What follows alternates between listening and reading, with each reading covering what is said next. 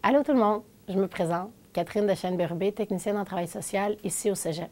Aujourd'hui, je prends quelques minutes de votre temps pour vous parler d'un sujet sensible, mais j'espère que vous serez d'accord avec moi, un sujet important, sur lequel on a le pouvoir et le devoir d'agir tous ensemble, c'est-à-dire les violences à caractère sexuel. Saviez-vous qu'une étude avait été faite dans 6 universités au Québec pour faire un portrait de la violence à caractère sexuel dans les établissements d'enseignement supérieur comme les cégeps? Mais avant de vous parler des résultats de cette étude, j'aimerais qu'on s'entende sur quelques définitions. Premièrement, qu'est-ce que la violence à caractère sexuel? La violence à caractère sexuel est définie comme tout acte sexuel ou mettant en cause la sexualité, l'identité sexuelle ou l'expression de l'identité d'une personne, qu'il soit de nature physique ou psychologique, qui est commis, qu'on menace de commettre ou qui est tenté contre une personne sans son consentement. Ça peut avoir l'air compliqué, mais par exemple, ça peut être de dire des propos sexuels, faire des attouchements sexuels comme agripper, embrasser ou de caresser quelqu'un qui ne veut pas. Mais ça peut aussi être une activité sexuelle forcée, une tentative d'activité sexuelle forcée ou une relation sexuelle, alors qu'une des personnes n'est pas en mesure de consentir, peut-être à cause de la consommation d'une substance comme l'alcool. Selon l'étude dans les universités, tout le monde est à risque de vivre ou d'être témoin d'une violence à caractère sexuel à un moment de sa vie. Cependant, pour certaines personnes, leur vulnérabilité est plus grande. Par exemple, il est estimé qu'une femme sur 3 sera victime d'une violence à caractère sexuel au cours de sa vie. Chez les femmes autochtones, le nombre grimpe jusqu'à 57 %. Il est aussi rapporté qu'une femme dite de couleur est 3 fois plus à risque de vivre une situation de violence à caractère sexuel qu'une femme blanche en Occident. Cela en raison de la combinaison de différents facteurs qui augmentent leur vulnérabilité, comme le sexisme et le racisme, par exemple. Pour les étudiants étrangers et les personnes en situation de handicap, c'est environ 83 % des gens qui vivront une violence à caractère sexuel dans leur vie. Les statistiques grimpent jusqu'à 61 % pour les femmes bisexuelles, 37 % pour les hommes bisexuels, ainsi qu'une personne transgenre sur 2. Le fait d'appartenir à un groupe à risque augmente encore plus la possibilité de se voir victime d'une violence à caractère sexuel. On parle beaucoup des femmes puisqu'elles sont surreprésentées, mais les hommes ne sont pas à l'abri non plus, avec au moins un homme sur 6 qui sera victime d'une agression à caractère sexuel au cours de sa vie. Donc, l'étude a rapporté que le tiers des 9 284 répondants ont vécu au moins une forme de violence à caractère sexuel au cours de leur présence à l'université. Le quart des répondants se sont fait confier une situation de violence à caractère sexuel de la part d'un tiers ou en ont été témoins directement. Le tiers des répondants ayant dit avoir été victimes d'une violence à caractère sexuel ont mentionné n'en avoir jamais parlé à personne avant de répondre à cette étude. Ça fait environ 1000 personnes. Il me semble que ça fait beaucoup de monde. Est-ce que ça vous surprend?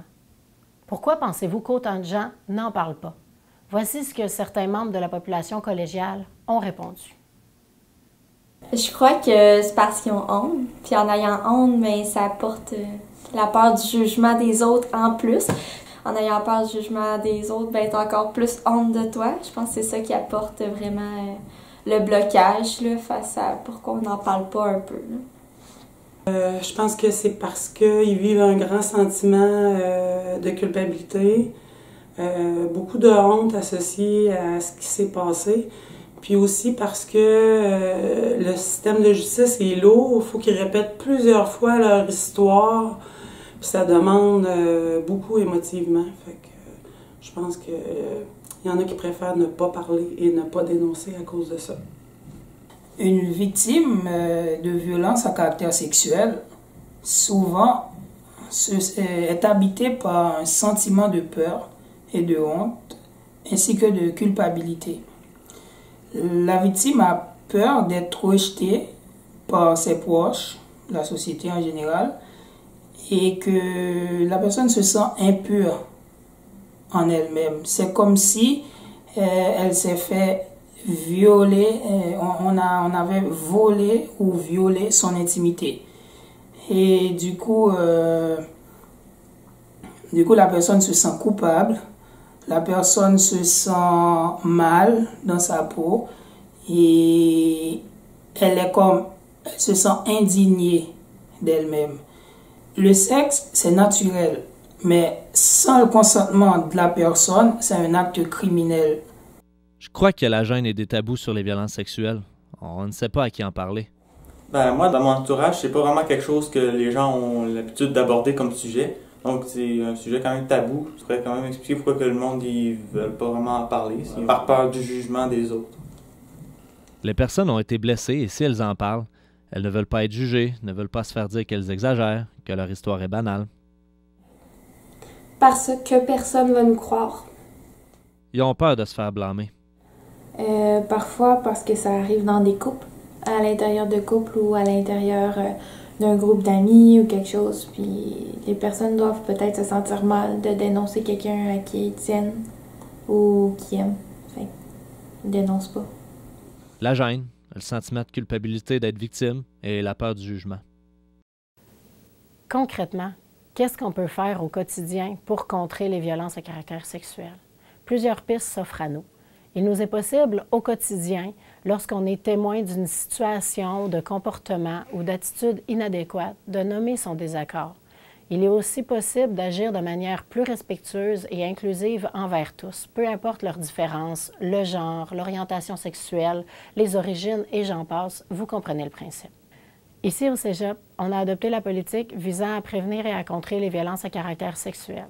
Cette politique fait suite à la nouvelle loi qui oblige les établissements d'enseignement supérieur à déployer plusieurs stratégies différentes pour augmenter la sécurité des étudiants et des étudiantes, mais aussi pour créer un vent de changement au sein des différentes communautés du Québec.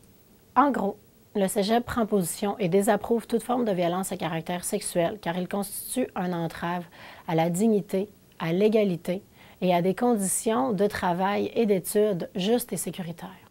Le Cégep s'engage à offrir un milieu de vie sain et sécuritaire pour la population étudiante et les membres du personnel. De plus, il met sur pied un mécanisme d'aide pour soutenir, écouter et protéger tous ceux en ayant besoin. Bien sûr, ceux qui le voudront pourront aussi, par ce mécanisme, être accompagnés s'ils souhaitent porter plainte.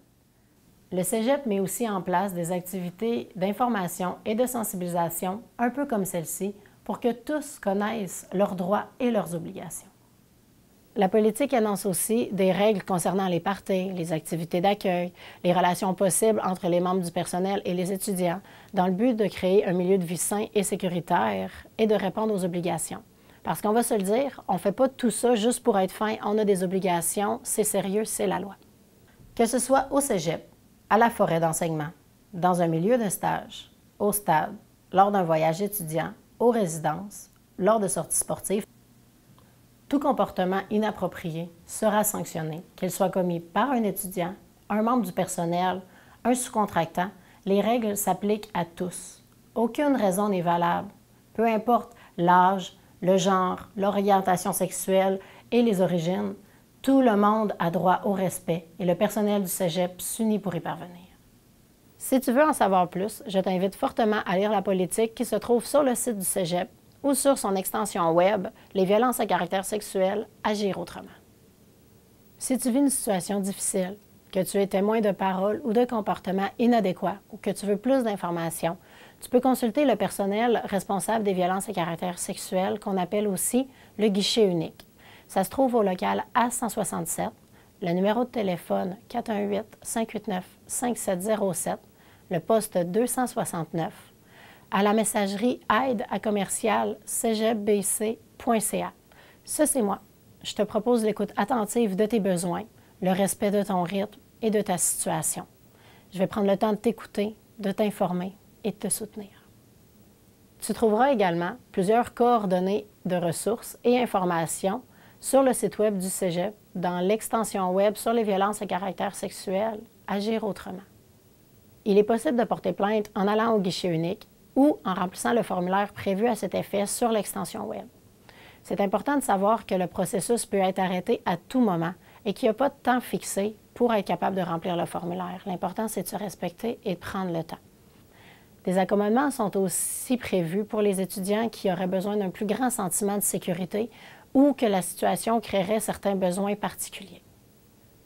À la fin du visionnement de la capsule, et ça s'en vient là, Si tu pouvais retenir une seule chose, c'est que tu as le pouvoir de changer les choses, tu as le pouvoir d'agir et de créer une culture de respect pour contrer les violences à caractère sexuel, premièrement ici au Cégep, mais dans la communauté aussi. Puis surtout, si quelque chose venait à t'arriver, fais pas comme les 1000 répondants de l'étude de l'université, reste pas avec ça. On va te croire, on va te soutenir, on va t'aider.